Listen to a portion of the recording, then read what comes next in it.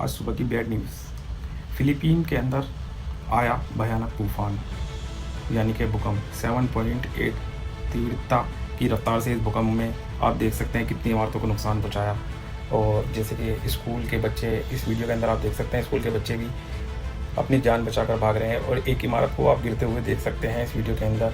अभी तक 19 आदमी की जान जा चुकी है और 200 से अधिक घायल हैं और वहाँ की सरकार बचाव कर्मी लगे हुए हैं। आप देख सकते हैं इस वीडियो के माध्यम से।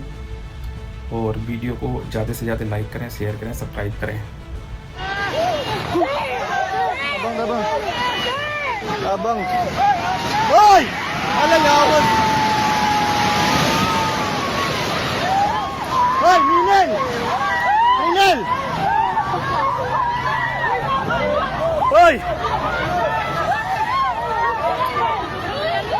Atras, atras!